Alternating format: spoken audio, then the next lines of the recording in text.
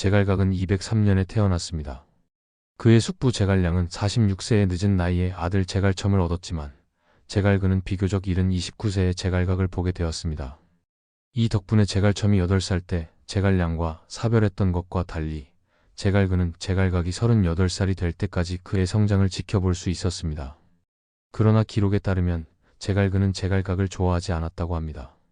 이는 아마도 제갈각의 오만한 성격 때문이었을 가능성이 큽니다. 제갈각은 동생 제갈교와 함께 어릴 때부터 이름이 알려졌습니다.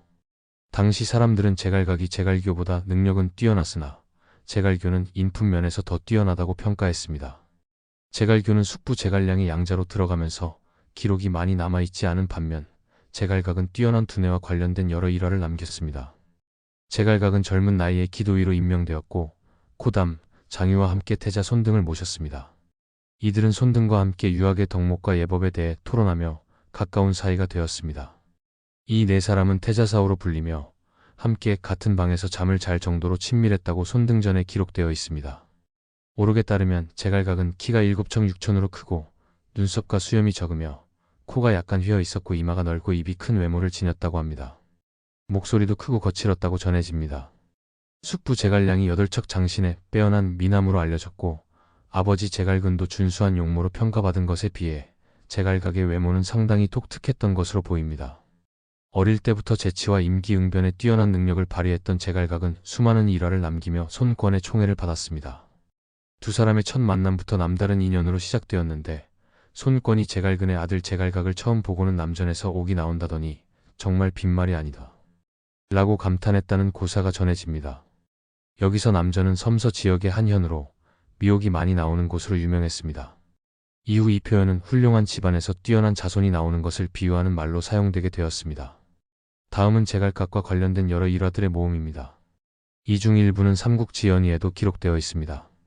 제갈각의 아버지 제갈근은 얼굴이 길어서 당나귀와 비슷하다는 평을 받곤 했습니다. 이에 오나라 황제 손권은 한 연회 자리에서 많은 신하들이 보는 앞에 당나귀 한 마리를 끌고 얼굴에 큰 봉투를 붙이고 그 위에 제갈자유라고 적도록 했습니다. 제갈자유는 제갈근의 자로, 이는 제갈근의 긴 얼굴을 놀리는 손권의 장난이었습니다. 이 연회 자리에는 제갈근뿐만 아니라 그의 아들 제갈각도 참석해 있었습니다. 손권의 장난이 이어지던 중 제갈각은 무릎을 꿇고 손권에게 요청했습니다. 붓으로 두 글자를 더 쓰게 해주십시오. 손권은 이를 허락하며 제갈각에게 붓을 건넸습니다. 그러자 제갈각은 제갈자유 뒤에 지려를 추가해 제갈자유지려로 바꿨습니다.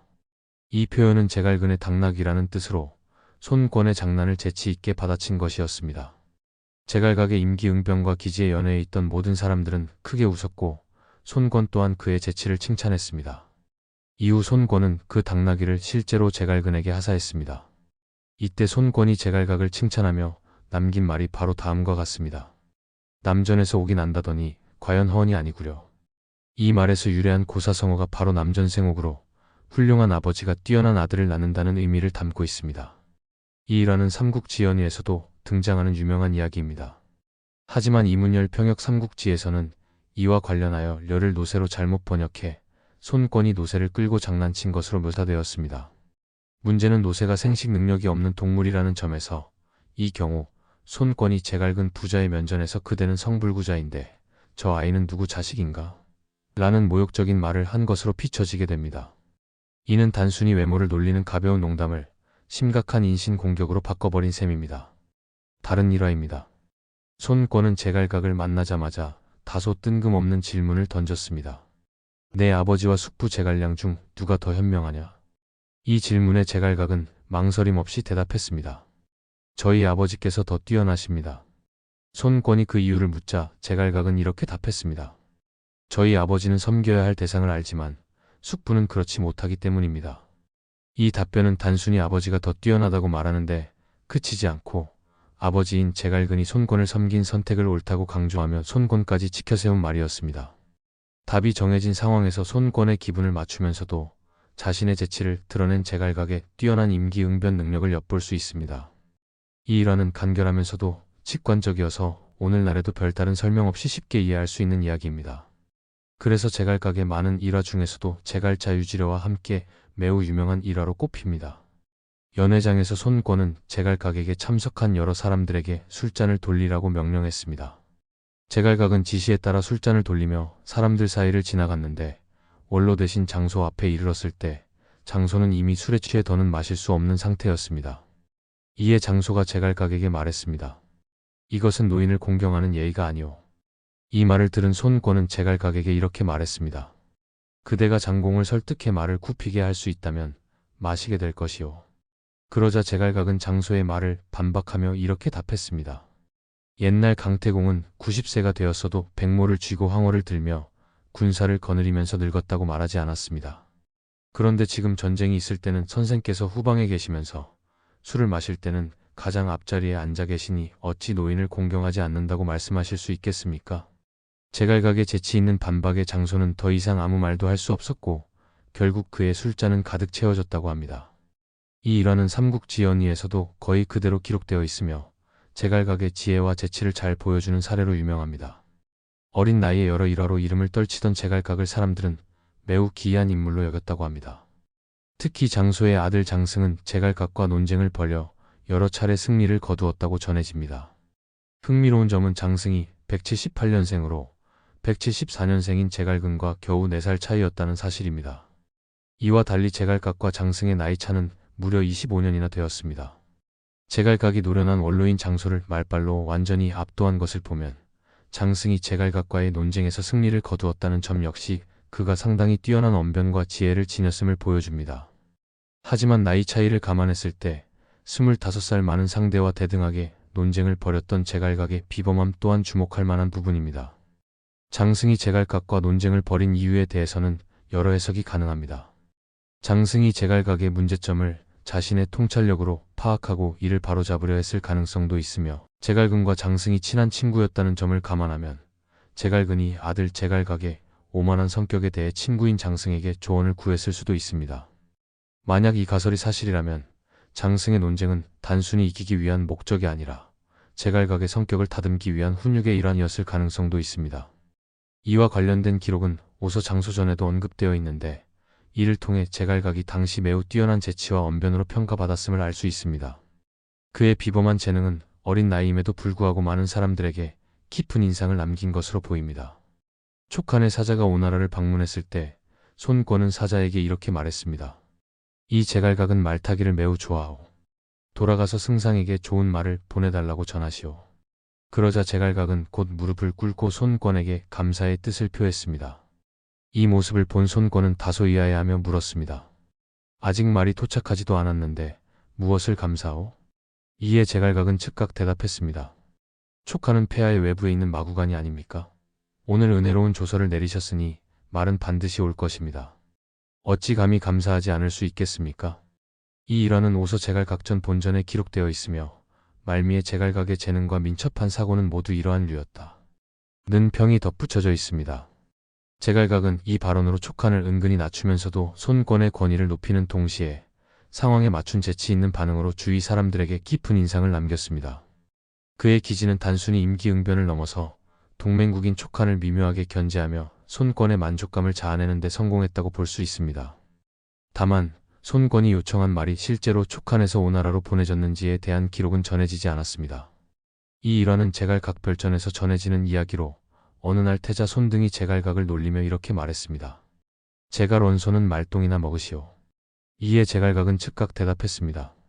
태자께서는 계란을 드시도록 하십시오. 손등과 제갈각의 이 짧은 대화에 손권이 흥미를 느끼고 제갈각에게 물었습니다. 다른 사람이 경에게 말똥을 먹으라고 했는데 경은 남에게 계란을 먹으라고 했으니 왜 그렇게 대답했소? 그러자 제갈각은 이렇게 답했습니다. 똑같은 곳에서 나온 것이니까요. 손권은 이 말을 듣고 크게 웃었다고 전해집니다. 이 일화는 손등이 제갈각을 아무렇지 않게 조롱할 정도로 두 사람 사이가 매우 친밀했음을 보여줍니다. 또한 손등이 창작물에서는 점잖은 이미지로 그려지곤 하지만 실제로는 짓궂고 장난스러운 면모도 있었음을 엿볼 수 있는 흥미로운 사례입니다. 말재주로 유명한 촉한의 비위와 제갈각이 주고받은 재치 있는 대화는 제갈각 별전에 전해지는 일화입니다. 촉한의 사절로 비위가 오나라를 방문했을 때 손권은 신하들에게 다음과 같은 칙명을 내렸습니다. 사절이 올 때에는 엎드려 먹고 일어나지 말라. 비위가 도착하자 손권은 먹던 것을 멈췄으나 신하들은 그 자리에 엎드린 채로 일어나지 못했습니다. 이를 본 비위는 오나라 신하들을 조롱하며 이렇게 말했습니다. 봉황이 날아오니 기린은 먹던 것을 뱉었는데 당나귀는 무지하여 여전히 엎드려 먹고 있구나. 비위의 조롱에 제갈각은 바로 반격했습니다. 오동나무는 봉황을 맞이하기 위해 심는 법인데 어찌 제비나 참새가 스스로 날아왔다고 말하겠습니까? 활로 쏘아 내쫓지는 않을 테니 사절께서는 고향으로 돌아가시는 게 좋겠습니다. 제갈각의 재치 있는 대답에 비위는 멈칫하며 떡을 먹던 것을 그만두고 붓을 가져와 맥불을 지었습니다. 이에 제갈각도 붓을 청하여 응답하며 마불을 지었습니다. 두 사람의 재치 넘치는 대결은 당시 사람들로부터 큰 칭찬을 받았습니다. 한편 촉서 비위전에 따르면 제갈량이 남정을 마친 후 비위를 사절로 보냈을 때 제갈각과 양도가 비위를 심하게 힐난했다고 기록되어 있습니다. 그러나 비위는 끝까지 의와 이치에 따라 답변하며 굴복하지 않았다고 합니다. 이 기록을 보아 이 일화는 그들의 대결이 압도적으로 한쪽이 우위를 점하지 못하고 팽팽하게 맞섰음을 보여주는 사례로 보입니다. 이 일화는 배송지 주석으로 인용된 강표전에 수록되어 있으며 오서 설종전 본전에 등장하는 장봉과 설종의 논쟁과 유사한 이야기가 기록되어 있습니다. 원전의 신뢰도를 고려하면 설종과 장봉의 논쟁이 더 원조일 가능성이 크지만 제갈각과 비의 간의 논쟁도 흥미로운 사례로 남아 있습니다. 촉간의 사신으로 비위가 오나라를 방문했을 때 손권은 공경 대신들과 함께 연회를 열었습니다. 이 자리에서 비위와 제갈각은 서로 농담을 주고받으며 논쟁을 벌였는데 대화는 촉과 오의 글자의 의미에까지 이르게 되었습니다. 비위가 먼저 제갈각에게 물었습니다. 촉 글자는 어떻습니까? 이에 제갈각은 다음과 같이 대답했습니다. 물가 있으면 탁이요 없으면 촉입니다. 눈목은 옆으로 누워있고 몸은 꾸부정하며 그 몸속에 벌레가 들어있는 모습이지요. 비위는 다시 물었습니다. 그렇다면 오 글자는 어떻습니까? 제갈각은 이렇게 답했습니다. 입구가 없으면 하늘천이요 있으면 오입니다. 아래쪽에는 창해를 품고 있으니 이는 천자의 수도를 의미합니다. 이 일화는 비교적 유쾌한 분위기에서 오고 간 재치 있는 말다툼으로 보입니다. 설종전에 등장하는 장봉과 설종의 논쟁과는 달리 여기서 비위와 제갈각은 상호 공격적이라기보다는 상대의 말을 받아 넘기며 교묘한 언어적 기질을 뽐내는 데 초점이 맞춰져 있습니다. 흥미로운 점은 이 시기 촉간의 정식 국호는 한이었으며 촉이라는 명칭은 오나라 측에서 상대를 낮추는 비하적 의미로 사용했을 가능성이 크다는 점입니다. 그럼에도 불구하고 제갈각은 이를 재치 있게 받아 넘기며 자신과 오나라의 우위를 드러낸 셈입니다. 제갈각은 어느 날 손권에게 말을 바쳤는데 그 말의 귀에는 구멍이 뚫려 있었습니다. 이를 본 그의 친구 범신은 제갈각을 놀리며 말했습니다. 말은 비록 하늘이 품성을 부여한 큰 짐승이지만 이제 귀가 상했으니 그 미덕도 상하지 않았겠는가. 이에 제갈각은 재치 있게 답했습니다. 모치는 여인 중에서도 은혜가 지극한 분인데 귀를 뚫어 구슬을 단다고 해서 그 미덕에 무슨 손상이 있겠는가. 범신의 반응에 대한 기록은 남아있지 않지만 이 대화는 제갈각의 언변과 재치를 보여주는 또 하나의 일화로 전해집니다. 일부 해석에서 이 대화를 과도하게 확대 해석하여 제갈각이 네 어머니는 말과 같다는 식의 모욕적인 말을 했다고 보기도 하지만 이는 지나친 해석일 가능성이 큽니다. 이 대화의 핵심은 단순히 형태가 상한다고 본질도 상하는 것은 아니다 라는 일반적인 논리를 재치 있게 표현한 것입니다. 만약 이 대화가 실제로 모욕적인 발언이었다면 사서에 이에 대한 비판적인 촌평이 함께 기록되었을 가능성이 높습니다. 이러한 점에서 이 일화는 제갈각이 평소 뛰어난 임기응변 능력을 지녔음을 잘 보여주는 사례로 평가됩니다. 이 일화는 배송지가 주석으로 달았던 강표전에 기록된 이야기로 손권과 대신들이 궁전 앞에서 함께 있는 자리에서 벌어진 사건입니다. 당시 하늘에서 머리가 흰 새 한 마리가 날아오자 손권은 대신들에게 물었습니다. 이것이 무슨 새인가? 이에 제갈각이 대답했습니다. 백두홍입니다. 처음에는 단순한 문답처럼 보였지만 이 말을 들은 장소가 이를 오해하면서 일이 커졌습니다. 백두홍은 글자 그대로 풀이하면 머리가 흰 영감이라는 뜻이 되는데 당시 대신들 중 가장 나이가 많았던 장소는 제갈각이 자신을 조롱한 것이라고 착각했습니다. 장소는 손권에게 이렇게 말했습니다. 제갈각이 폐하를 속이고 있습니다. 저는 백두홍이라는 새 이름을 들어본 적이 없습니다. 제갈각에게 백두모, 즉 흰 머리 어미라는 새를 구해오도록 하십시오. 그러자 제갈각은 재치 있게 반박했습니다. 앵모라는 이름의 새가 존재하는데 이것과 대를 이루는 앵부라는 새가 반드시 있지는 않을 것입니다. 장소께서는 보에게 앵부를 구해오도록 하십시오. 이 답변에 장소는 아무 말도 하지 못했고 그 자리에 있던 사람들은 모두 크게 웃었다고 합니다. 장소는 오나라의 명신으로 명성이 높은 인물이었지만 제갈각과의 대화에서는 두 차례나 말로 당하며 체면을 잃었습니다. 이는 두 사람의 상성이 맞지 않았기 때문일 가능성이 큽니다. 흥미롭게도 장소의 아들 장유는 제갈각과 절친한 친구 사이로 알려져 있습니다. 이러한 관계를 고려했을 때 제갈각이 장소에게 유독 강하게 나선 것도 친구 사이의 장난스러운 연장선일 가능성이 있습니다. 또한 앞선 장승과 제갈각의 논쟁 역시 아버지 장소의 명예를 되찾으려는 의도로 벌어진 일일지도 모릅니다. 234년 8월 제갈각은 변방 지역인 단양을 평정하겠다는 계획을 세웠습니다. 오나라는 이전부터 단양을 정복하려 시도했지만 험난한 산악 지형과 굳세고 사나운 주민들 때문에 번번이 실패했습니다. 육손이 과거 산월 지역의 주민들을 동원해 군사력으로 삼으려 했으나 주민들이 더욱 깊은 산속으로 숨어들면서 완전한 평정에는 이르지 못했습니다. 이에 제갈각은 단양의 관리로 임명되기를 여러 차례 요청하며 3년 안에 4만 명의 군사를 확보할 수 있다고 장담했습니다. 그러나 제갈각의 계획에 대해 주변에서는 비관적인 의견이 많았습니다. 사람들은 단양의 특성과 주민들의 반발을 들어 이렇게 반대했습니다. 단양은 험준하고 고립된 지역으로 오군에게 신도파양 내 군과 인접해 있으며 면적이 수천 리에 달하고 산골짜기가 만 겹이나 됩니다. 그곳 주민들은 성읍에 들어온 적이 없고 장리를 본 적도 없습니다. 대부분 무기를 들고 들판을 떠돌다가 결국 숲속에서 생을 마칩니다. 도망자나 범죄자들이 이곳으로 숨어들어 철과 구리를 직접 채굴하고 병기를 만들어 무장을 갖춥니다.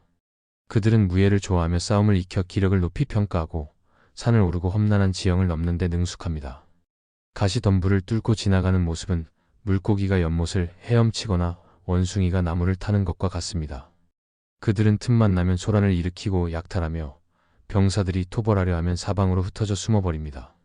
그래서 오랜 세월 동안 단양을 제어하는 것이 불가능했습니다. 제갈각의 아버지 제갈근도 이 소식을 듣고 깊은 한숨을 쉬며 이렇게 말했다고 전해집니다. 제갈각은 우리 집안을 크게 일으키지 못할 것이다. 오히려 우리 집안을 망하게 할지도 모르겠구나. 그럼에도 불구하고 제갈각은 자신의 단양 평정책에 자신감을 보이며 반드시 성공할 것이라고 호언장담했습니다. 결국 손권은 제갈각을 무월 장군으로 임명하고 단양태수의 직무를 겸하게 하여 그의 계획을 실행하도록 했습니다. 또한 손권은 제갈각에게 적색과 흑색 비단으로 감싼 나무창을 가진 기병 300명을 지원했습니다.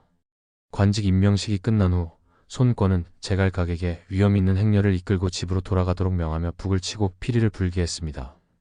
당시 제갈각의 나이는 겨우 32세였습니다. 235년 임지에 도착한 제갈각은 단양 평정을 위한 체계적인 계획을 실행에 옮겼습니다. 그는 오군, 회계군, 신도군, 파양군의 각 장리들에게 문서를 보내 각 지역의 경계를 엄중히 지키고 군대를 정비하며 귀화한 평민들을 둔지로 이주시킬 것을 지시했습니다. 이어 제갈각은 제장들을 지위의 산월인들이 거주하는 지역에 병력을 배치했으나 방어를 위한 울타리 수선 외에는 교전을 금지했습니다. 그는 산월 지역의 곡식이 익을 때마다 빠짐없이 수확해 남은 곡식이 없도록 철저히 관리했습니다. 이 전략으로 인해 산월인들은 저장된 곡식이 모두 소진되자 굶주림을 견디지 못하고 항복하기 시작했습니다. 제갈각은 항복한 주민들을 안정시키기 위해 새로운 칙령을 내렸습니다. 산에 사는 백성 중에서 악행을 버리고 교화를 따르려는 자는 모두 환대하여 밖으로 나가 현에 정착하도록 하라. 그들에게 혐의를 씌워 체포하거나 구속하는 일이 없도록 하라. 그러나 구양의 현장호황은 이를 어기고 과거 악행으로 악명 높은 산월인 주유를 체포해 관부로 이송했습니다. 이에 제갈각은 호황이 칙령을 위반했다는 이유로 그를 처형하고 이 사실을 널리 알렸습니다. 이 소식은 산속에 남아있던 산월 주민들에게 큰 영향을 미쳤습니다. 그들은 관부가 자신들의 항복과 귀화를 진심으로 원하고 있음을 깨닫고 모두 산에서 나와 정착하기 시작했습니다. 결과적으로 제갈각은 1년여 만에 약속대로 수많은 병력을 확보하는 데 성공했습니다. 그는 직접 1만 명의 병사를 이끌었고 나머지 병력은 부장들에게 배분했습니다. 이러한 제갈각의 성과는 단양 평정을 미니 남만정벌이라 부를 만한 뛰어난 업적으로 평가됩니다. 단양의 규모뿐만 아니라 산월에 반복된 반란으로 어려움을 겪던 오나라 입장에서 제갈각처럼 효율적으로 이들을 평정한 사례는 드물었습니다. 특히 군사적인 충돌보다는 평화적인 방법을 사용해 인력과 물자의 소모를 최소화했다는 점에서 그의 지략과 행정 능력이 돋보입니다. 손권은 제갈각의 성과를 크게 기뻐하며 그를 위북 장군으로 임명하고 도양우에 책봉했습니다. 또한 그를 여강원구에 주둔시켜 이후 더 큰 역할을 맡길 기반을 마련했습니다. 제갈각은 이로써 재치 있는 언변뿐만 아니라 행정과 전략에서의 뛰어난 능력을 증명하며 성공가도의 첫 관문을 화려하게 돌파했습니다. 흔히 제갈근이 제갈각의 아나무인한 성격과 과도하게 총명함을 과시하는 태도를 비판하며 제갈각은 우리 집안을 크게 일으키지 못하겠구나. 장차 우리 집안을 싹 쓸어버리겠구나. 라고 말했다고 알려져 있습니다. 그러나 이 발언은 정확히는 제갈각이 단양평정을 요청했을 때 나온 말로 단순한 성격 비판 이상으로 당시 상황과 맥락을 고려해야 합니다. 대부분의 사람들이 단양평정을 매우 어려운 과제로 여겼고 실제로도 성공 가능성이 낮은 일이었기에 제갈근이 이를 가볍게 생각하는 아들에게 못마땅함을 느낀 것은 이해할 수 있습니다. 하지만 장차 우리 집안을 싹 쓸어버리겠구나라는 표현은 단순히 걱정을 넘어선 가혹한 평가입니다. 이는 마초가 용맹함으로 칭송받으면서도 사가들로부터 가문을 망쳤다는 이유로 비판받는 경우와 비슷하게 제갈근 역시 제갈각의 행동이 가문에 악영향을 미칠 것이라고 본 것으로 보입니다. 특히 제갈각이 도박과도 같은 북벌을 지휘하겠다고 나선 것도 아니고 단순히 내부 평정을 돕겠다는 요청에 대해 이처럼 가혹한 평가를 내린 것은 과민 반응으로 보아도 어색하지 않습니다. 한 가지 해석으로 제갈근이 진정으로 경계한 점은 단양평정이 성공할 경우 제갈각이 막대한 사병을 거느리게 되어 손권 체제 내에서 직계 관료로서의 위치를 유지하기 어려워질 것이라는 우려였을 가능성이 있습니다. 제갈근은 손권 체제에서 직계 관료로 활동하며 군벌화와는 거리를 두고 있었지만 단양평정을 통해 제갈각이 주유나 육손처럼 독립적인 군사 세력으로 성장할 가능성을 우려했을 수 있습니다. 특히 제갈각은 단양평정을 통해 1만 명의 병력을 사병으로 확보했는데 이는 오나라의 명문인 육시 가문의 수장 육손이 8,000명, 그의 아들 육항이 4,000명의 병력을 보유했던 것과 비교해도 압도적인 규모입니다. 제갈각이 단양평정을 통해 신흥 세력으로 급부상한 것은 기존 호족 세력에게 위협이 되었을 가능성이 높습니다. 이와 관련해 육손전에 기록된 육손의 편지가 제갈각의 오만함에 대한 경계로 해석되기도 하지만 이를 기존 호족 세력의 경고로 본다면 그 의미는 달라질 수 있습니다. 제갈각의 부상은 세병제를 통해 군사력을 독점하던 호족 세력에 도전한 것이었으며 이는 내부 권력 구조에 큰 변화를 일으킬 수 있었던 신호로 볼 수 있습니다.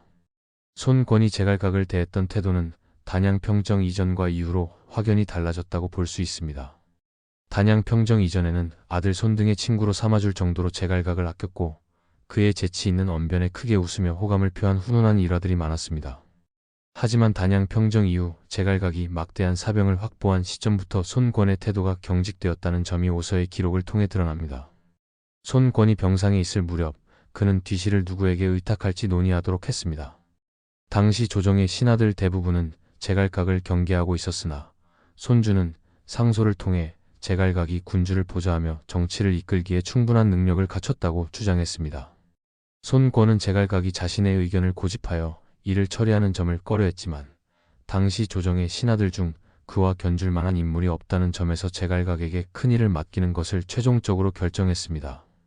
이와 관련해 오서 제갈각전에서는 제갈각이 병사들을 이끌고 여강환구에서 둔전을 계획하며 서현을 습격해 백성을 체포하고 돌아왔다는 기록이 있습니다. 또한 그는 먼 곳에 정찰병을 보내 도로와 요충지를 관찰하게 하며 수춘 점령을 계획했습니다. 하지만 손권은 이러한 계획이 실현 불가능하다고 판단했습니다.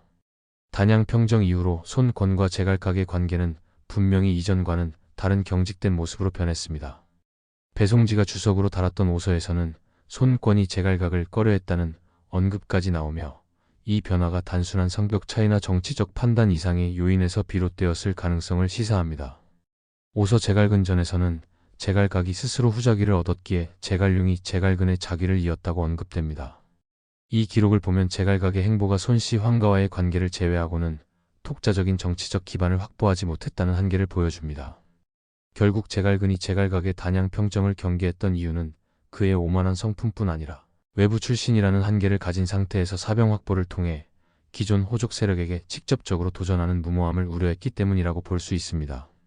이는 손씨 황가의 총애에만 의존하는 제갈씨 가문이 이러한 무리수를 계속 둔다면 결국 멸족에 이를 수도 있다는 걱정에서 비롯된 것으로 해석할 수 있습니다. 다행히 제갈근은 아들 제갈교를 제갈량이 양자로 삼게 했고 이로 인해 촉한에 남아있던 제갈교의 아들 제갈반이 동호의 제갈씨 가문의 대를 이어 가문의 멸족을 막을 수 있었습니다.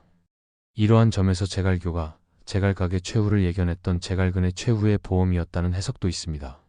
하지만 제갈교가 제갈량의 양자가 된 시점은 234년 단양 평정보다 훨씬 이전이므로 이러한 해석은 지나친 억측일 가능성도 있습니다. 제갈각은 여강에 주둔하면서 환구에서 둔전하려 했습니다. 그는 경보병을 보내 서현을 습격해 그 지역 백성들을 체포했으며 정찰병들을 파견해 인근의 도로와 요충지를 관찰하게 하며 수춘 점령을 도모했습니다. 그러나 손권은 이를 불가능한 목표로 판단했습니다. 제갈각이 여강에 주둔했던 238년에서 240년 사이에는 특별한 기록이 남아있지 않습니다. 이 시기 그는 손권의 반대 속에서도 평화롭게 여강을 다스리며 상황을 관망했을 가능성이 큽니다. 241년 을레가 손권에게 위나라의 어린 황제 조방의 즉위를 이용해 총력전을 벌이자고 설득했습니다. 손권은 대규모 전쟁을 피하고 소규모 전쟁을 선택했습니다. 이로 인해 전종이 회남을 공격하며 작피에 둑을 터뜨렸고 제갈각은 유관을 공격했으며 주연은 번성을 포위하고 제갈각의 아버지 제갈근은 조중을 공격했습니다. 그러나 왕릉과 솔레의 교전에서 전종이 패배했고 5월 사마이가 형주에서 반격을 지휘하며 북벌은 실패로 끝났습니다. 제갈각의 참전 여부는 제갈각전에는 기록되어 있지 않으나 5주 전에서 그의 참전이 확인됩니다. 해당 전투에서 중장랑 진왕 등 10명의 장수가 사망했으며 제갈각의 활동이 두드러지지 않았던 것으로 보입니다. 같은 해 5월 제갈각의 친구이자 태자인 손등이 병사했습니다. 손등은 전고 총명하여 아버지 손권을 포함한 모두의 기대를 받았으나 제대로 된 활약을 펼치기도 전에 세상을 떠났습니다. 제갈각에게는 친구를 잃은 슬픔과 동시에 손등의 즉위로 안정적으로 능력을 펼칠 기회가 사라졌다는 점에서 큰 타격이었습니다. 그러나 역설적으로 손등의 죽음은 이후 이궁지쟁의 키폭제가 되었고 제갈각이 특세하는 데 중요한 계기가 되었습니다. 6월에는 제갈각의 아버지 제갈근마저 병사했습니다. 당시 제갈각은 이미 후자기를 보유하고 있었으며 동생 제갈교는 제갈량의 양자로 갔다가 요절했습니다. 따라서 제갈근의 자귀는 또 다른 동생 제갈융이 계승하게 되었습니다. 243년 6월 제갈각은 유관을 다시 습격해 위나라 장수사순의 진영을 깨뜨리고 그 지역의 백성들을 수용했습니다. 이 기록은 제갈각전에는 등장하지 않으나 5주 전에서 확인되며 비교적 소규모 국지전으로 추정됩니다. 진서 선제기에 따르면 제갈각은 이후에도 지속적으로 변경 지역을 습격하며 위나라를 도발한 것으로 보입니다. 특히 제갈각은 환연에 주둔하며 계속해서 변경 지역을 괴롭혔습니다. 제갈각의 이러한 도발이 심각했던 듯 위나라의 대장군 사마이가 이를 막기 위해 직접 출정할 계획을 세웠습니다. 사마이의 출정 계획에 대해 참모들은 반대 의견을 제시했습니다. 적은 견고한 성에 의지해 곡식을 피축하고 관군을 유인하려는 것입니다. 지금 외떨어진 군사로 멀리 공격해왔으니 그들의 구원군이 반드시 도착할 것이며 이는 진퇴가 어려워 유리한 점을 찾기 어렵습니다. 그러나 사마이는 이 의견에 반박하며 이렇게 설명했습니다. 적의 장점은 물에서 싸우는 것이니 이제 그들의 성을 공격해 그 반응을 살펴야 합니다. 만약 그들이 자신의 장점을 살리고자 한다면 성을 버리고 달아날 것이니 이는 우리가 승리하는 길입니다. 반면 그들이 성을 고수한다면 겨울철이 되어 호수가 얕아지고 배가 다니기 어려워질 때 결국 물을 버리고 구원군을 불러들일 것입니다. 이는 그들의 단점이 드러나는 상황이므로 또한 우리가 유리한 위치를 차지할 것입니다. 243년 9월 사마이는 직접 군대를 이끌고 제갈각을 향해 진군했습니다. 243년 12월 사마이가 서현에 도착하여 제갈각을 공격하려 했습니다. 이에 손권은 병사를 출동시켜 맞대응하려 했으나 점을 쳐본 결과 형세를 살피는 자가 오히려 불리할 것이라는 예언이 나왔습니다. 이로 인해 손권은 제갈각에게 서현을 버리고 시상으로 옮겨 주둔하라는 명령을 내렸습니다. 진서 선제기에서는 제갈각이 비축한 군량을 불태우고 성을 버린 채 달아났다고 기록되어 있는데 이는 손권의 명령에 따른 후퇴로 해석됩니다. 결과적으로 사마이의 예측대로 성을 버리고 퇴각하는 상황이 벌어졌지만 손권의 결정과 점괘가 중요한 역할을 했기 때문에 다소 복잡한 상황으로 평가됩니다. 다만 자칫 통감에서는 사마이의 서현 위협에 대한 기록이 없고 같은 해 6월 제갈각의 유관 습격만 언급됩니다. 그러나 5주 전을 통해 서현 위협이 기록되어 있어 이를 통해 사마이의 서현 공세가 실제로 있었다고 교차 검증할 수 있습니다. 지명은 명확히 언급되지 않았으나 진서 천문지에 따르면 사마이가 대군을 보내 제갈각을 공격했을 때 제갈각은 성을 버리고 급히 달아났다고 합니다. 이를 인용한 개원 점경에서는 제갈각이 지키던 성을 사마이의 군대가 포위하자 급히 후퇴했으며 이 과정에서 물에 빠져 사망한 인원이 만여 명에 달했다고 기록되어 있습니다. 제갈각의 후퇴는 단순한 패배로 보이기도 하지만 손권의 판단에 따른 전략적 철수였을 가능성이 큽니다. 그러나 이 사건은 제갈각의 군사적 입지에 다소 부정적인 영향을 미쳤을 것으로 보입니다. 손권의 갑작스러운 조치로 인해 제갈각과 사마이 간의 대규모 교전은 회피되었으나 제갈각은 점괘를 이유로 자신을 시상으로 옮긴 손권의 행동에 대해 강한 불만을 품었습니다. 이에 제갈각은 육손에게 편지를 보내 자신의 심정을 토로했습니다. 제갈각전에 기록된 이 편지는 매우 장문이지만 일부 내용을 통해 제갈각의 의도를 파악할 수 있습니다. 그는 편지에서 이렇게 썼습니다.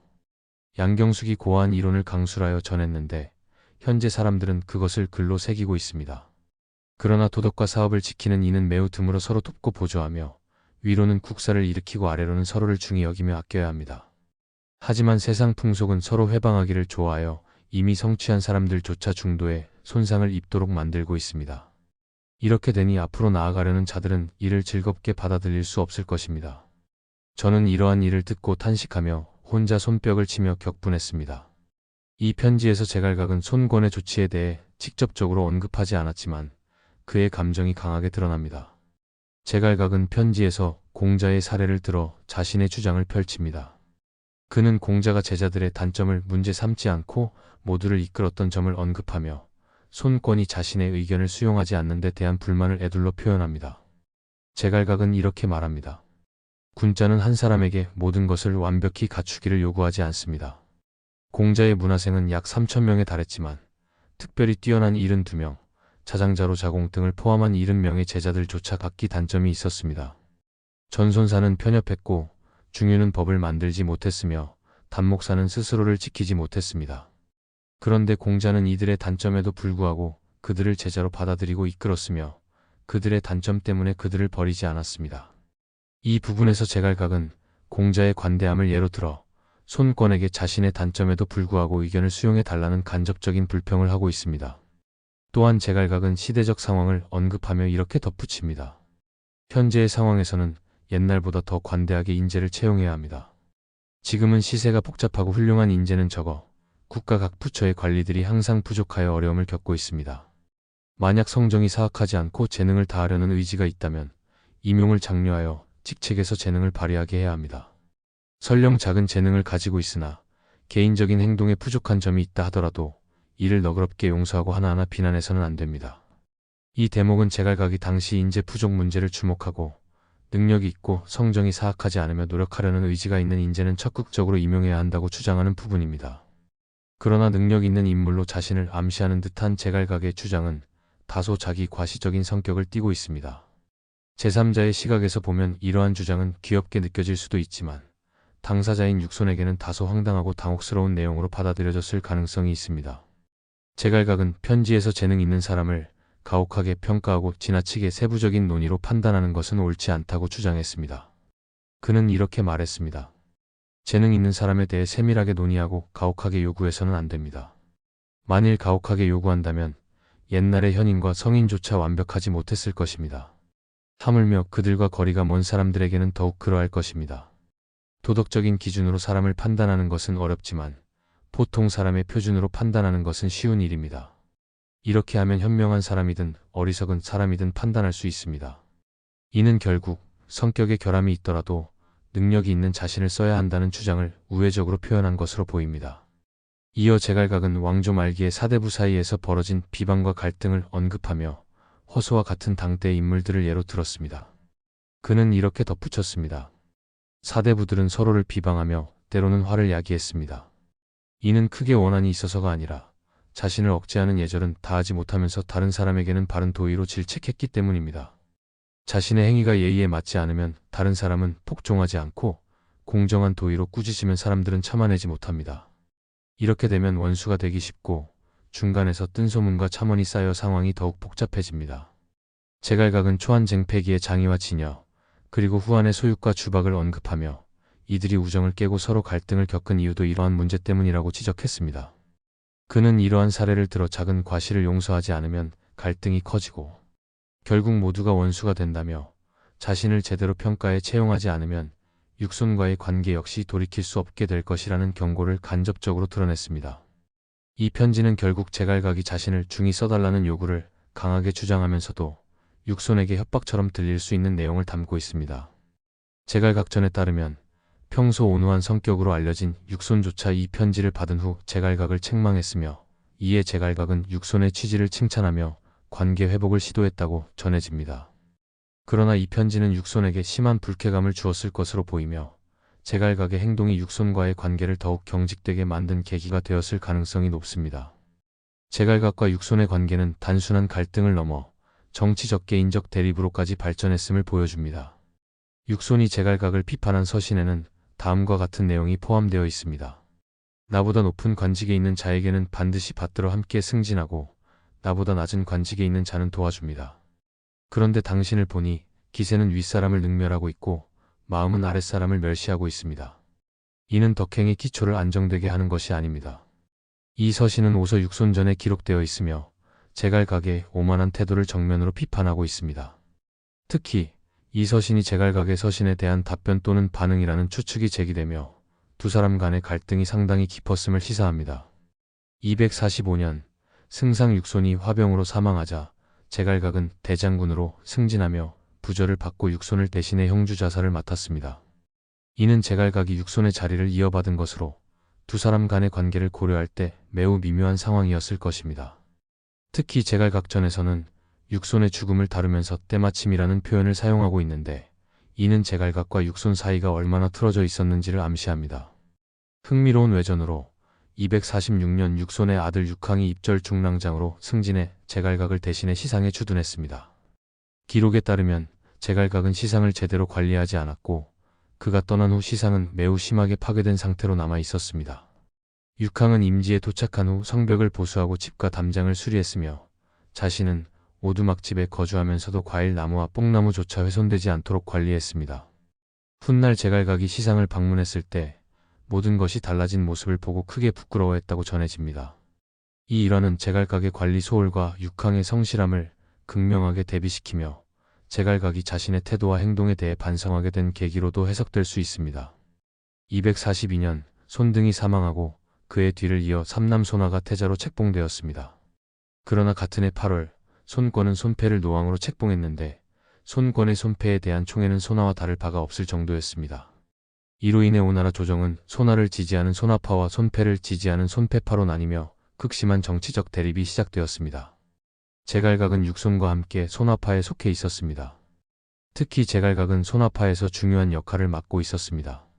그는 손아파 내에서 육손 다음으로 높은 관직에 있었고 손아의 본처 장비의 외삼촌이라는 점에서 손아와의 인연도 깊었습니다.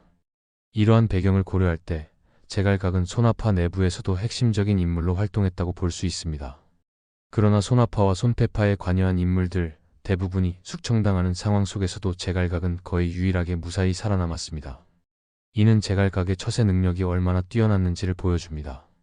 그는 변방에서 조용히 지내며 신중하게 행동하는 방법을 알고 있었고 이궁지쟁이라는 살벌한 정치 판도 속에서 간교하고 철저하게 처신하며 살아남을 수 있었습니다.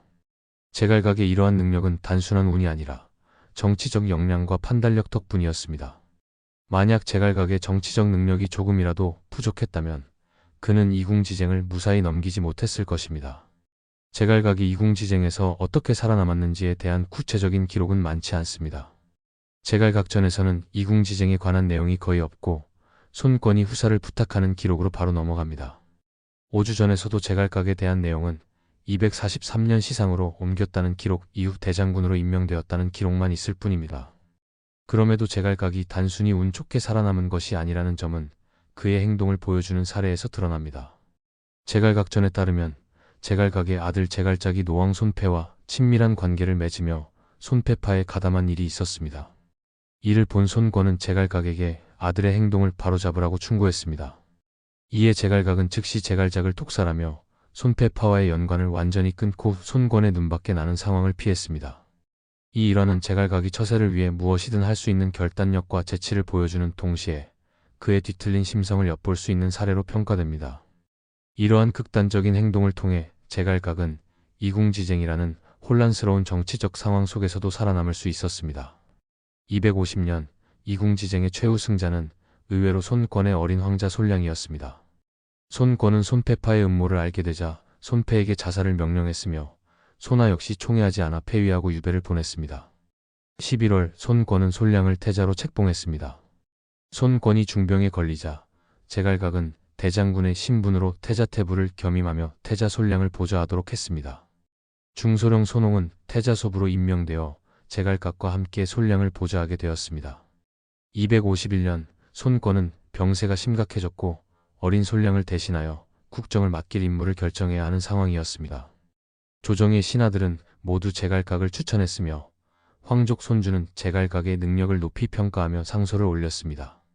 그는 현재 조정의 신하 중 제주로 제갈각에 미치는 자가 없다라고 주장하며 제갈각이 황제를 보좌하며 정치를 이끌기에 충분하다고 강조했습니다.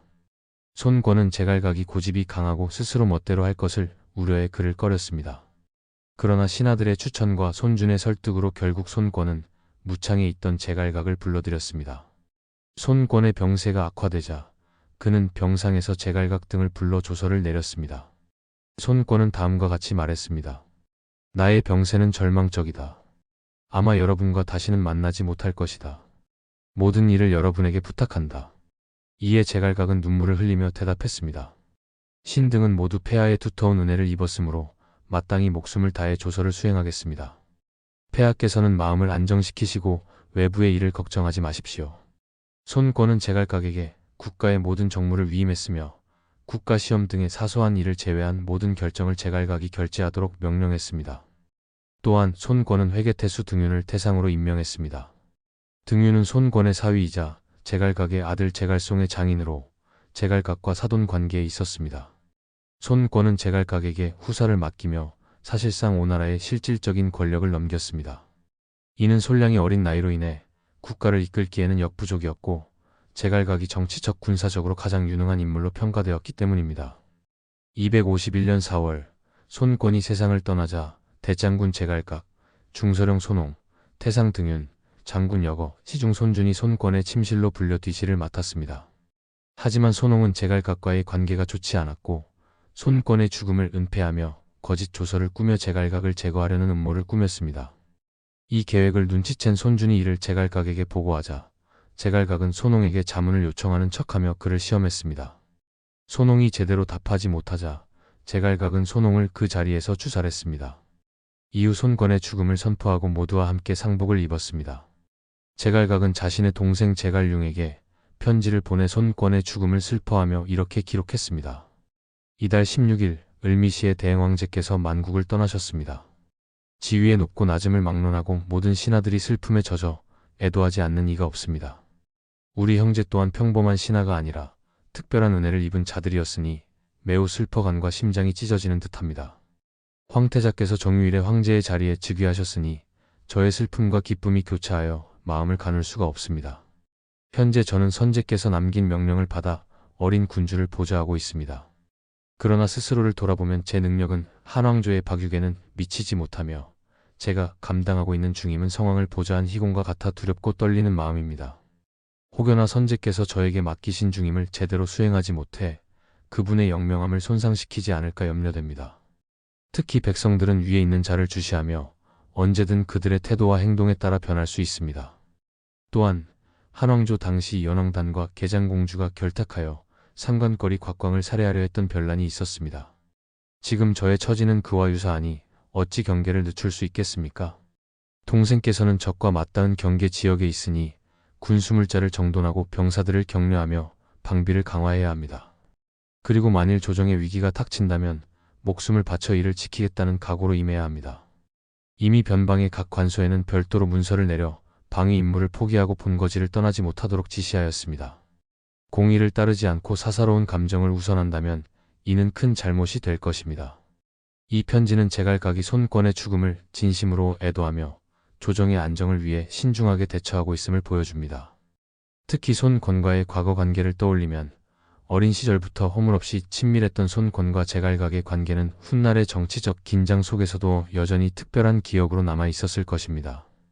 손권이 제갈각에게 제2의 아버지와 같은 존재였던 만큼 이 편지에서 드러난 슬픔과 책임감은 더욱 진중하게 느껴집니다. 손권의 호출로 무창으로 떠나려던 제갈각에게 당시 91세였던 상대 장군 여대가 충고하였습니다. 세상은 지금 많은 어려움이 있습니다.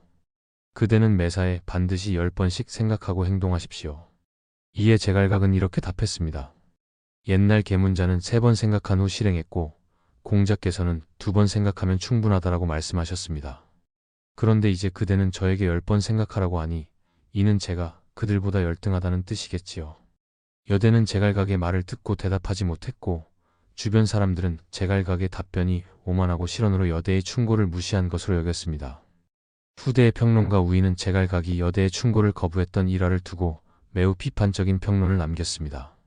이 평론은 자치통감에서 발췌된 내용으로 우의는 제갈각의 경솔함과 오만함을 가차없이 비판하며 다음과 같이 말했습니다. 천하의 중대사를 맡는 것은 지극히 어려운 일입니다. 또한 신하로서 군주의 권위를 행사하는 것도 매우 힘든 일입니다. 이 2가지 어려운 일을 겸하며 10,000가지 키트를 총괄하여 일을 잘 해낼 수 있는 사람은 드뭅니다. 여대는 나라의 으뜸가는 어른으로서 깊고 넓은 도량을 가지고 겨우 10번 생각하라는 말로 경계하였지만 제갈각은 이를 열등하다는 뜻으로 받아들여 거절했습니다. 이는 제갈각의 태도가 소홀했음을 보여주며 그의 기민함과 영명함이 모두 부족한 사람임을 드러냅니다. 만약 10번 생각하라는 충고를 받아들여 당시 해야 할 일을 신중하게 자문하고 좋은 조언을 번갯불처럼 빠르게 듣고 간언을 바람처럼 재빠르게 따랐다면 어찌 전당에 엎드려 흉악한 자의 칼에 죽는 결말을 맞았겠습니까? 세상 사람들은 제갈각의 뛰어난 말재주를 기이하게 여기며 여대가 대답하지 못한 것을 비웃었지만 이는 안전과 위험, 처음과 끝을 염려하지 못한 행동이었습니다. 이는 봄 기운의 번성함을 즐긴 나머지 가을 열매의 소중함을 잊어버린 것과 같습니다. 우의는 제갈각의 오만함을 비판하며 촉한의 비위와 곽순의 사례를 들어 비교했습니다.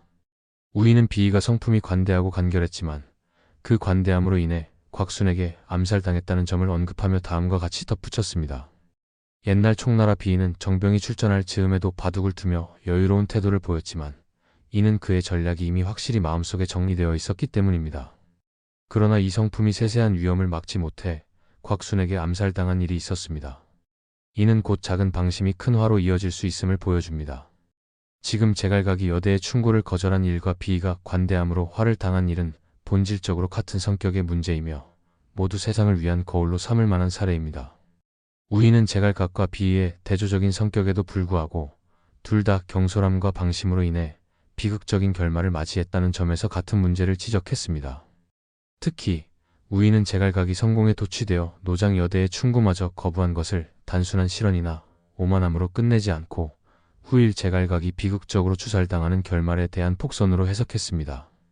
결국 이 일화는 제갈각의 오만함과 경솔함이 그의 몰락을 예고하는 신호로 읽히며 그의 성공 가도가 결국 위험을 예견하지 못한 채 끝을 향해 치닫고 있었음을 보여줍니다. 252년 4월 태자 솔량이 즉위하며 연호를 건흥으로 변경하였습니다. 이는 촉한 시절 숙부 제갈량이 승상으로 군림하던 시기의 연호와 동일한 이름으로 숙부 제갈량이 유비의 탁고 대신으로서 실권을 장악했던 점을 의식하고 지은 연호로 보입니다. 솔량은 즉위와 함께 대장군 제갈각을 태부로 등윤을 위장군으로 여대를 대사마로 임명하였습니다. 제갈각은 시청하는 제도를 폐지하고 교관을 철폐했으며 미납된 부세를 면제하고 관세 징수를 없애는 등 은택을 베풀었습니다. 이러한 조치로 인해 백성들 사이에서는 제갈각의 인기가 매우 높아졌으며 제갈각이 지나갈 때마다 백성들이 그를 보기 위해 목을 길게 늘여가며 반겼다고 전해집니다. 또한 위효전에 따르면 제갈각은 위소를 태사령으로 임명하고 오서를 편찬하도록 명령하였습니다. 제갈각은 친왕들이 군사적으로 중요한 지역에 거주하는 것을 꺼려했으며 이로 인해 제왕 손분을 예장으로 옮기고 낭야왕 손유를 단양으로 옮기려 했습니다. 손분이 거처를 옮기는 것을 원하지 않자 제갈각은 손분에게 다음과 같은 서신을 보내며 경고했습니다. 제왕의 존귀함은 하늘과 같은 지위입니다. 이로 인해 제왕은 천하를 집으로 여기며 부모와 형제를 신하로 삼고 사회 안의 모든 사람들을 자신의 노복으로 여깁니다. 원수라도 선행이 있으면 추천하지 않을 수 없고 친척이라도 악행이 있으면 주살하지 않을 수 없습니다. 이는 천명을 이어받아 만물을 다스리는 데 있어 국가를 우선시하고 자신을 뒤로하는 성인의 법도이며 백대에 걸쳐 변하지 않는 이치입니다. 옛날 한나라가 건국되었을 때 많은 자제들을 왕으로 삼았으나 이들의 세력이 강해지며 불법적인 행동을 일삼아 위로는 사직을 위태롭게 하고 아래로는 골육상잔의 비극으로 이어졌습니다. 이를 경계로 삼아 이후 왕들에게 규제가 생겼고 광무제 이후에는 왕들이 궁궐 안에서만 스스로를 즐기고 백성과 접촉하거나 정사에 관여하지 못하도록 했습니다. 이러한 규제로 왕국들은 안정되었고 왕들은 자신들의 복을 지킬 수 있었습니다. 이는 과거의 성공과 실패에서 얻은 교훈입니다. 가까운 예로 원소와 유표가 각각 국토를 점유하고 있었으나 적자와 서자를 구분하지 않아 결국 종묘의 제사가 끊어졌습니다. 이는 천하의 지혜로운 자와 어리석은 자 모두가 함께 탄식한 일입니다. 고인이 된 황제께서는 이러한 과거의 사례를 보고 오늘날의 일을 경계했으며 각 왕들에게 봉업으로 돌아가도록 명령하셨습니다. 이는 종묘를 안정시키고 각 왕들을 보존하며 국가를 위태롭게 할 일을 방지하기 위함이었습니다. 그 명령과 법률은 매우 간절하고 엄격했습니다. 대왕께서는 주나라 시대 태백이 아버지의 뜻에 순종했던 사례와 하간헌 왕과 동해왕의 공경심을 본받아야 합니다. 또한 교만과 방자함을 경계해야만 합니다. 그러나 제가 듣기로 대왕께서는 무창에 머문 지 얼마 되지 않아 여러 조서를 어기고 제도를 따르지 않았으며 스스로 많은 장수와 병사들을 동원해 궁시를 보호했다고 합니다. 뿐만 아니라 죄나 허물이 있는 자들을 사사로이 처단하여 사건의 진위를 명확히 밝히지 않았다고 들었습니다. 대사마 여대는 선제의 조서를 받아 대왕을 보좌하며 인도하는 일을 맡았으나 대왕께서는 그의 의견을 받아들이지 않았습니다. 이로 인해 여대는 근심하고 두려움을 느끼게 되었습니다. 또한 선제의 측근으로 충성스럽고 정직했던 화기가 제안한 이치 있는 의견 역시 마땅히 받아들여야 했으나 오히려 화기에게 화를 내며 그의 말을 묵살하셨습니다. 더불어 중서 양용은 조서를 직접 받았고 공경스럽게 그 직무를 수행했으나 대왕께서는 내가 금령을 듣지 않는데 당신이 나를 어떻게 할 것이오? 라고 말하셨습니다. 이 발언에 관리들은 모두 놀라고 두려워하며 마음이 섬뜩해지지 않은 자가 없었습니다. 대왕께서는 노왕을 경계 삼아 행동을 바로잡고 근신하며 조정을 진심으로 공경해야 합니다. 그렇게 하면 얻지 못할 것이 없을 것입니다. 하지만 선제의 법제와 가르침을 버리고 경솔하고 오만한 마음을 품는다면 신하들은 차라리 대왕을 저버릴 지언정 선제의 조서를 저버리지 않을 것입니다.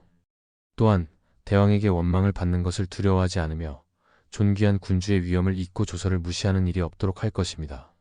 이는 고금의 정확한 도리이며 대왕께서 명백히 이해하셔야 할 내용입니다. 복은 원인에서 비롯되고 하는 과정 중에 나타납니다. 재앙이 발전하는 과정에서 경계하지 않으면 장래에 후회하게 될 것입니다. 만약 노왕이 일찍 충직한 말을 받아들여 경각심을 가졌다면 복을 끝없이 누릴 수 있었을 것입니다. 좋은 약은 입에 쓰고 충직한 말은 귀에 거슬리나 통달한 자만이 이를 받아들일 수 있습니다. 제갈각 등은 진심으로 대왕을 위해 위태로움의 싹을 제거하고 행복과 길상의 근원을 확대하고자 하는 것입니다. 이 때문에 대왕께 분순 없는 말을 전하게 되었으니 3번 생각하시기를 바랍니다. 이 편지를 받은 손부는 두려움을 느껴 즉시 남창으로 거처를 옮겼습니다. 이는 제갈각이 황족들에게 자신의 의도를 강하게 전달하며 압박했던 사례로 그의 거만한 태도를 보여주는 일화로 볼 수 있습니다. 또한 제갈각이 문제의 원인을 자신의 모습에서 찾지 못하고 내로남불적인 태도를 보였다는 점에서 그의 성격을 드러내는 일화로 평가할 수 있습니다. 제갈각은 이궁지쟁 당시 비교적 조용히 관망하며 손하의 몰락을 지켜보았으나 손하의 비장비의 외삼촌으로서 본질적으로 손아파에 속한 인물이었습니다. 손아파의 실세였던 제갈각이 권력을 잡은 후 장비는 황문 진천을 통해 건업으로 갈 수 있도록 상소를 올리고 제갈각에게 안부를 물어오도록 했습니다. 이에 대해 제갈각은 진천에게 다음과 같이 말했습니다. 나를 위해 비에게 전하시오. 때가 되면 반드시 다른 사람을 뛰어넘게 해줄 것이라고 하시오. 이 발언이 누설되었고 제갈각이 천도를 준비하며 무창의 궁을 수리하자 민간에서는 제갈각이 손하를 다시 황제로 세우려 한다는 소문이 돌았습니다. 이후 제갈각이 손준에게 추살당한 뒤 손준은 이 발언을 문제 삼아 손하를 죽이게 되었으니 결과적으로 제갈각의 행동이 손하의 죽음을 초래한 셈이 되었습니다. 손하가 죽은 후 장비는 다음과 같은 말을 남기며 남편을 따라 자살했습니다. 좋은 일이든 흉한 일이든 간에 저는 당신을 따라야만 합니다. 끝까지 혼자 살아갈 수는 없습니다. 장비는 손하와 운명을 함께하며 생을 마감했습니다. 253년 8월 제갈각은 합비신성 전투에서 패배한 후 건업으로 돌아왔습니다. 그는 자신의 패배를 인정하기보다 다른 사람에게 책임을 전가하는 행보를 보였습니다. 건업에 도착한 제갈각은 병사를 배열해 관소로 돌아왔고 중서령 손묵을 불러 사나운 목소리로 질책했습니다. 제갈각은 손묵에게 당신들은 어떻게 감히 망령되게도 몇 차례나 조서를 작성했소? 라고 말하며 조서를 탓했습니다. 이는 오군의 후퇴가 매우 느려진 이유가 여러 후퇴 조서가 한꺼번에 도착해 후퇴 경로가 혼란에 빠졌기 때문이라는 이유였습니다. 그러나 사실 이를 조율해야 할 임무는 총사령관인 제갈각에게 있었지만 그는 아무런 조치를 취하지 않았습니다. 결국 제갈각은 책임을 손묵에게 떠넘겼고 손묵은 두려워하며 병을 핑계로 집으로 돌아갔습니다. 전투에서 돌아온 제갈각은 자신의 위엄을 되찾기 위해 극단적인 조치를 취했습니다. 선조에 상주하며 임명된 관원들을 일제히 파면시키고 다시 선발했으며 관원들에게 자주 죄를 물어 책망하기 일쑤였습니다. 제갈각을 만나는 사람들은 그의 무서운 기세에 숨을 죽이지 않을 수 없었습니다. 또한 수기를 바꾸어 자신의 친한 인물들을 임용하며 권력을 더욱 강화하려 했습니다. 제갈각은 자신의 패배를 만회하기 위해 병사들을 다시 무장시키고 청주와 서주를 공격하려는 계획을 세웠습니다. 그러나 이러한 행보는 오히려 그의 인기를 크게 떨어뜨렸습니다. 선치와 동흥에서의 승리로 절정에 이르렀던 제갈각의 명성은 곤두박질쳤고 백성은 물론 대신들마저 제갈각을 부정적으로 보기 시작했습니다. 이 일련의 행동은 사마사의 대응 방식과 뚜렷한 대조를 이룹니다.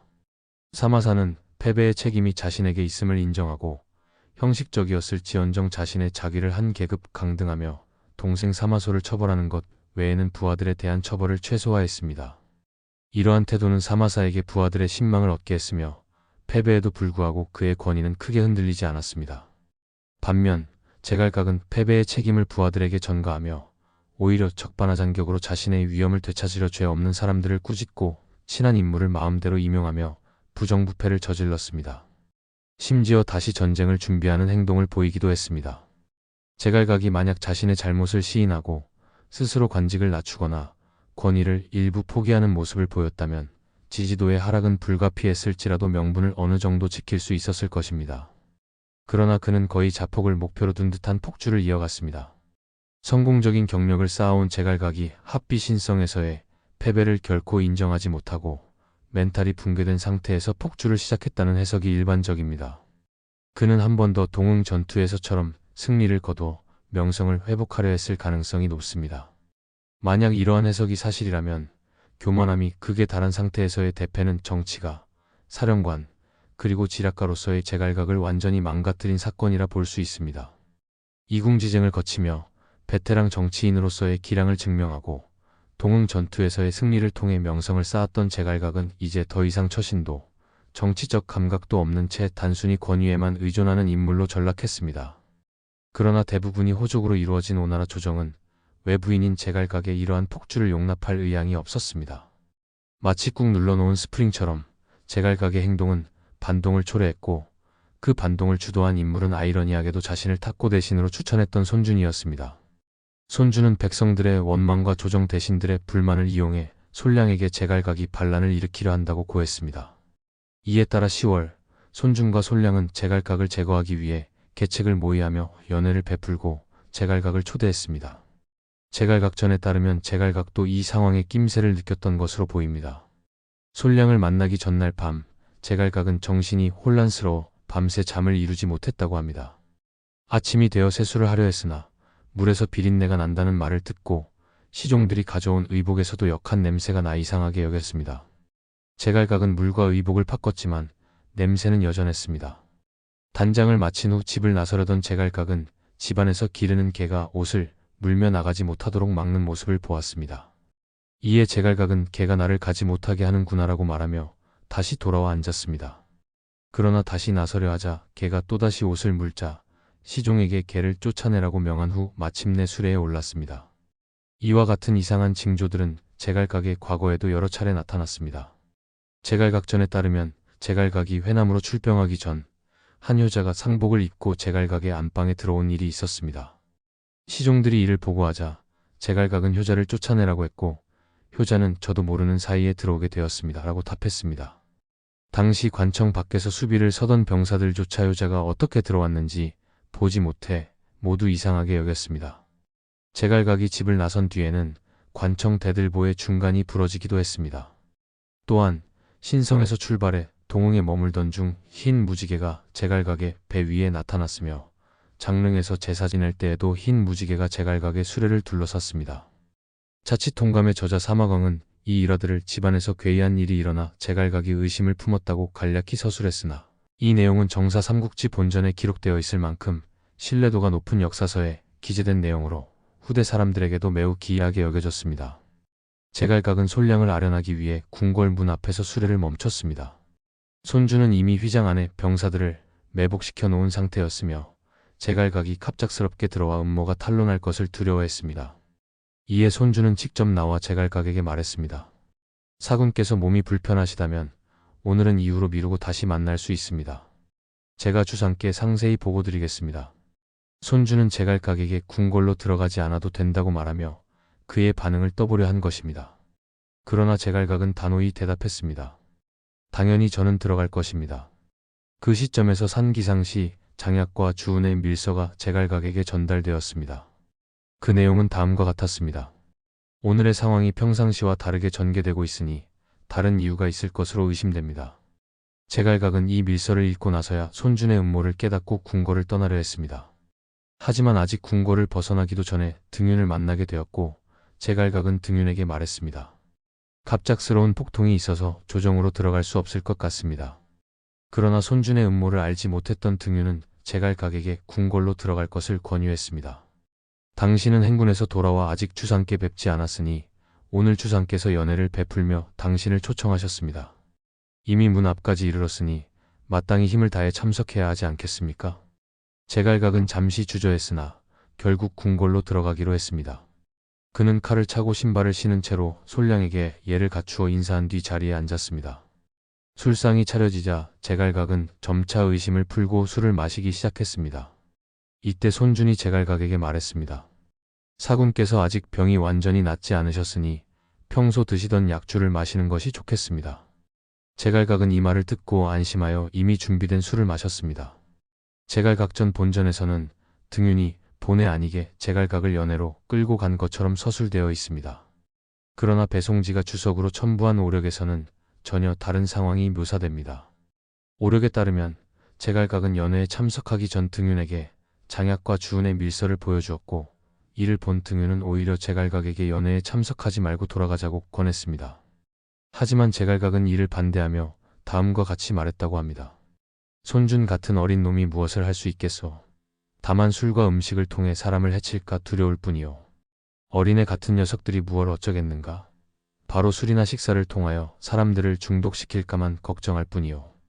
이후 제갈각은 자신이 준비한 약주를 가지고 연회에 참석했다고 합니다. 즉 오력의 기록에 따르면 제갈각은 등윤의 제안까지 뿌리친 채 본인의 결단으로 연회에 참석하여 자신의 명을 재촉한 셈입니다. 특히 준비된 약주를 가졌다는 부분은 본전의 내용과도 잘 맞물리는 점에서 오력의 기록이 제갈각의 아나무인적인 성격과 더 부합한다고 볼 수 있습니다. 장약과 주운의 밀서를 받은 상황에서도 등윤의 설득을 무시하고 연회에 들어갔다는 본전의 내용은 선뜻 이해하기 어려운 만큼 후대 사가들 역시 오력의 기록을 더 신뢰하는 듯합니다. 자칫 동감에서도 제갈각전 본전의 내용보다는 오력의 내용을 채택한 점이 이를 뒷받침합니다. 동진시대 사람 손성은 오력의 내용을 옹호하며 제갈각의 무모한 행동에 대해 평했습니다.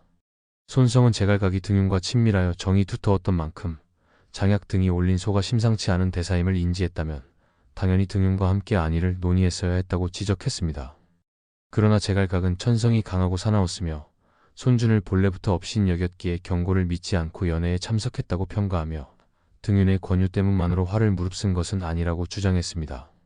손성은 이 점에서 오력의 기록이 본전보다 더 합리적이라고 판단했습니다. 연회가 진행되며 술잔이 여러 차례 돌고 분위기가 무르익자 손량은 물러났고 손준 역시 일어나 측간으로 긴 옷을 벗고 짧은 옷으로 갈아입었습니다. 이어 손준은 다시 자리로 나오며 제갈각을 꾸짖었습니다. 황제가 조서를 내렸는데 제갈각을 체포하라. 손준의 명령에 제갈각은 크게 놀라 일어나 칼을 뽑으려 했으나 손준이 먼저 칼을 내려 여러 차례 제갈각을 찔렀습니다.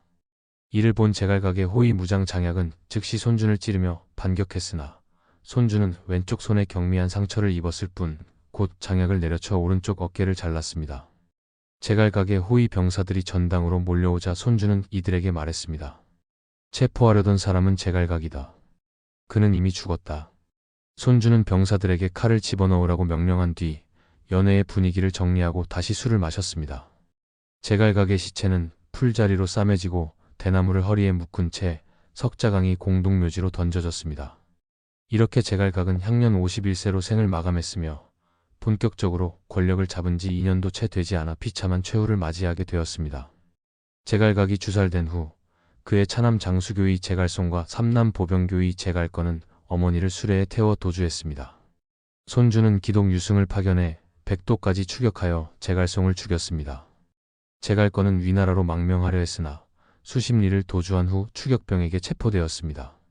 손주는 문안독 시관에게 명령을 내려 제갈각의 동생 공안독 제갈융을 체포하도록 지시했습니다. 시관은 시적, 손일, 전이 등을 파견하여 병사들이 성을 포위하자 제갈융은 스스로 목숨을 끊었습니다.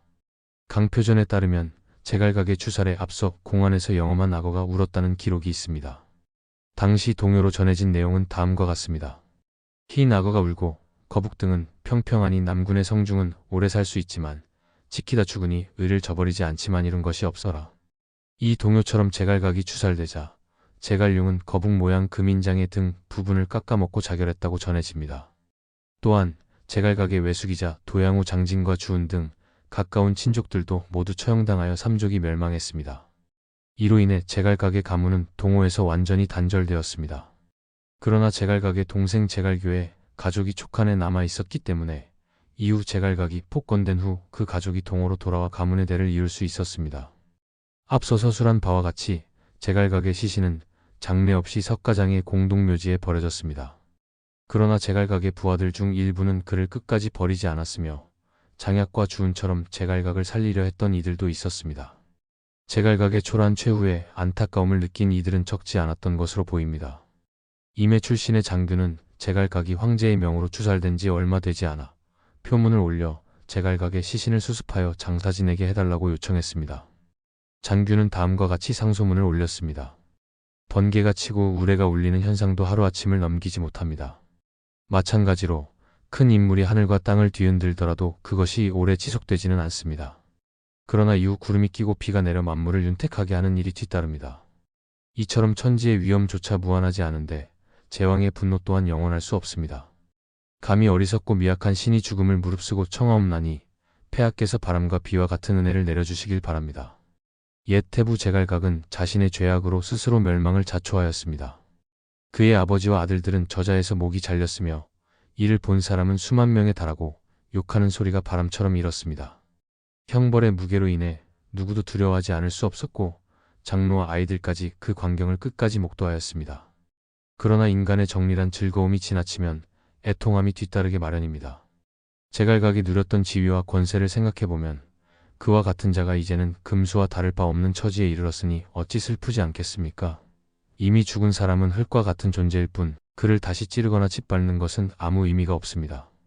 바라옵건대 성스러운 폐하께서는 하늘과 땅의 도리를 본받으시어 노여움을 오래 간직하지 마시고 제갈각의 향읍 사람들과 옛 부하들이 그의 시신을 수습하여 간소한 복장을 입히고 작은 관을 사용해 장례를 치를 수 있도록 허락해 주시옵소서.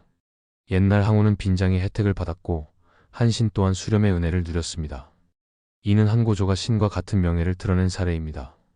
폐하께서도 사망의 어짐을 본받아 슬퍼하고 애틋이 여겨주시어 죄를 짓고 죽은 해골에게까지 은택이 미치게 해주시옵소서. 이러한 조치가 천하에 알려진다면 백성들에게도 큰 경고와 교훈이 될 것입니다. 장균의 간곡한 요청은 솔량과 손준에게 받아들여졌고 제갈각의 옛 부하들이 그의 시신을 수습하여 장례를 치르는 것이 허락되었습니다. 다행히도 석가장에서 제갈각의 시신을 찾는 데 성공하였고 그의 장례는 무사히 치러질 수 있었습니다. 이 사건은 비록 제갈각이 말로가 비참했지만 그의 공과를 인정하고 최소한의 인간적인 예의를 지키려 한 사람들의 노력과 자비가 돋보이는 사례로 남게 되었습니다.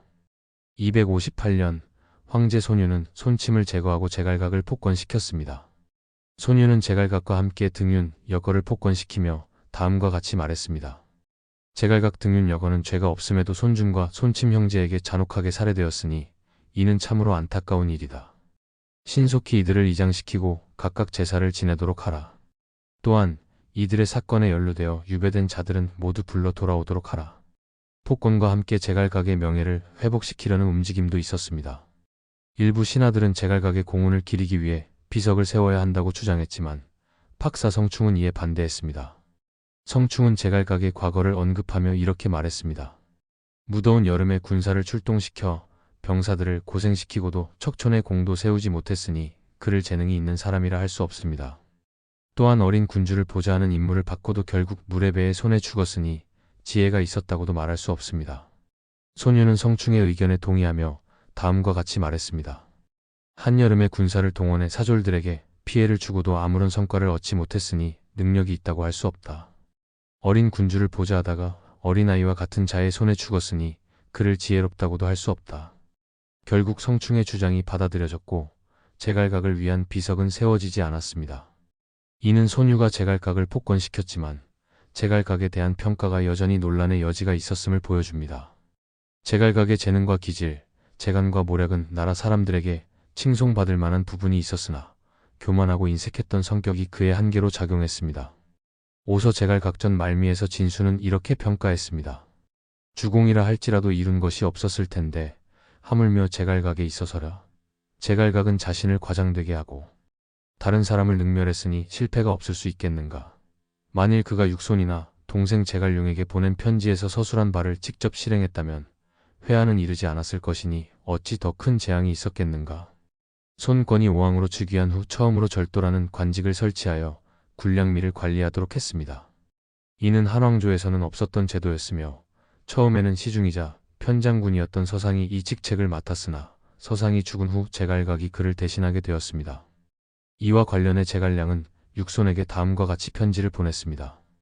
우리 형은 연로하고 그의 아들인 제갈각은 거친 성격을 갖고 있는데 오늘 그에게 식량을 관리하도록 했습니다. 식량은 군사적인 일에 있어 가장 중요한 것입니다. 나는 먼 곳에 있지만 사사로이 불안을 느낍니다. 당신이 특별히 폐하께 알려 그의 임무를 바꾸도록 하십시오. 육손은 손권에게 이 사실을 아뢰었고 손권은 즉시 제갈각의 임무를 병사를 지휘하는 관직으로 변경했습니다. 이는 강표전에 기록되어 있습니다. 이익은 경사문에서 제갈각에 대해 다음과 같이 평가했습니다. 그네 아들 각은 비록 일이 잘못되어 적신에게 살해를 당했으나 그 역시 나라를 위한 마음은 제갈첨의 부자와 더불어 거센 물결 속에 꿋꿋이 서 있는 지주 같았다. 어찌 집안에서 이런 충성과 절개가 이처럼 한꺼번에 났을까? 추측컨대 그 부조들의 교양에 따라 그렇게 되었던 것인 듯하다. 탄복할 만하고 공경할 만하다. 제갈근의 아들 제갈각은 자가 원손으로 어릴 때부터 재능과 명성을 자랑하며 임기응변에 능하여 그와 대적할 자가 없었습니다. 손권은 그를 크게 기특히 여기며 남전에서 옥이 난다는 말이 참으로 빈말이 아니다라고 칭찬했습니다. 손권은 제갈각을 시험하기 위해 절도라는 직책을 맡겨 양곡을 관리하도록 했습니다. 그러나 제갈량은 육손에게 서신을 보내 이렇게 말했습니다. 가영은 연로하고 각은 성질이 소활하거늘 지금 양곡을 주관하였는데 양곡은 군사의 가장 중요한 것이라 나는 불안하기 그지없습니다. 지존께 아뢰어 그의 직책을 전환해 주십시오. 이에 육손은 손권에게 이를 아뢰어 제갈각의 직책을 변경하도록 했습니다. 제갈량은 평생 근신하며 신중한 태도를 유지했던 반면 제갈각은 재능이 많으나 성격이 소홀한 면이 있었기 때문에 이러한 염려가 생긴 것입니다. 안정복의 상원수필에 따르면 제갈각은 재능과 기질이 뛰어나고 그 식견과 포용력은 비록 제갈량만큼은 아니었지만 무슨 일이든 제갈량을 사모하고 본받으려 했습니다. 그는 제갈량처럼 유조를 받았고 위나라를 공격했으며 마속을 배웠던 것처럼 호황과 소농을 배웠고 이염을 꾸짖었던 것처럼 주의와 손목을 꾸짖었습니다. 그러나 이는 단순히 행동을 본받는데 그쳐 화를 자초하는 결과를 가져왔습니다. 제갈각의 산월평정은 제갈량의 맹액포에게 뒤지지 않았고 회남에서의 승리는 제갈량의 기산 승리보다 빛났습니다. 다만 역질로 인해 군사를 후퇴시킨 일은 손실을 입었지만 제갈량이 겪은 사곡의 패배만큼은 아니었습니다. 그러나 제갈각은 공명을 제대로 이루지 못하고 비참한 최후를 맞이했는데 이는 제갈량과의 결정적인 차이에서 기인합니다. 안정복은 이를 다음과 같이 분석했습니다. 제갈량은 신밀했으나 제갈각은 우소했고 제갈량은 침정했으나 제갈각은 조동했으며 제갈량은 겸손했으나 제갈각은 거만했습니다. 또한 제갈량은 엄격함과 용서를 병행했으나 제갈각은 지나치게 엄격하고 각박했습니다. 습착치는 한진춘추에서 사마사와 제갈각의 대조적인 행보를 평가하며 이렇게 말했습니다. 사마대 장군은 두 번의 패배를 자신의 허물로 여겨 허물을 소멸시키고 업적을 융성하게 만들었으니 지혜롭다고 할 수 있습니다. 반면 실패를 두려워하며 허물을 남에게 떠넘기고 공로만 주장하려 한다면 윗사람과 아랫사람 사이의 신뢰가 무너지고 현명한 자와 어리석은 자가 뿔뿔이 흩어지게 될 것입니다. 만약 군주가 이 이치를 이해하고 국가를 다스린다면 실수를 통해 이름을 드날리고 좌절을 통해 승리를 거둘 것입니다. 이는 비록 100번 패해도 괜찮은 일이니 하물며 2번 패배에 불과할 경우에는 더욱 그렇습니다. 제갈각은 재능과 성과에도 불구하고 교만함과 성격적 단점으로 인해 최후의 실패를 피할 수 없었습니다. 제갈각은 삼국시대 오나라의 권신으로 그의 능력은 당대 최고 수준으로 손꼽힐 만했지만 교만하고 오만한 성품이 모든 것을 망치는 데 기여했습니다. 아버지 제갈근과 숙부 제갈량이 경계했던 제갈각의 성격적 단점은 끝내 그의 몰락을 불러왔고 권력을 잡은 지 1년도 채 되지 않아 손준에게 암살당하며 가문까지 몰락시키는 비극의 중심에 섰습니다. 만약 그의 성품이 평범하거나 뛰어났더라면 어땠을까 하는 상상을 불러일으키는 인물입니다. 제갈각의 능력에 대해서는 정사 삼국지의 저자 진수도 인정했습니다. 하지만 진수는 동시에 그의 아나무인 태도를 비판하며 성격적 결함이 결국 그의 실패를 초래했다고 평했습니다. 제갈각은 말년의 오나라의 혼란스러운 정치판 속에서 원숙한 기량을 발휘한 정치인이었으며 사마사와 비교해도 훨씬 오랜 군사 경험을 쌓은 지휘관이었습니다. 그의 초기 활약은 눈부셨고 특히 단양 평전과 동응 전투는 오나라 역사에 남을 큰 공로로 평가받습니다. 그러나 20만 대군을 동원한 합비신성 전투에서의 대패는 그의 모든 공로를 무색하게 만들었고 패배 이후의 태도와 행동은 더욱 가관이었습니다. 그는 실패를 남에게 떠넘기고 부정부패와 독선적인 인사로 신뢰를 잃었으며 결국 자신의 몰락을 자초했습니다.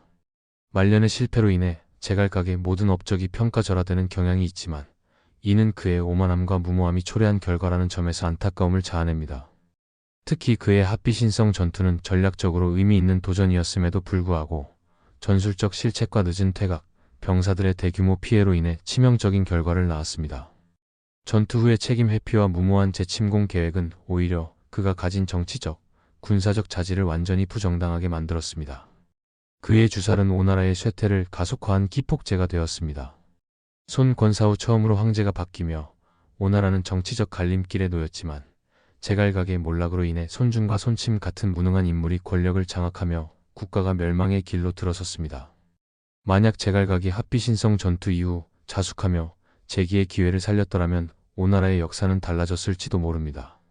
결국 제갈각은 뛰어난 능력을 가졌음에도 성격적 결함이 그를 망친 대표적인 인물로 평가됩니다. 그의 이야기는 아무리 탁월한 재능을 가지고 있어도 그것을 뒷받침할 성품과 리더십이 없다면 모든 것을 잃을 수 있다는 교훈을 남깁니다. 영상을 시청해 주셔서 감사합니다. 구독과 좋아요 부탁드립니다.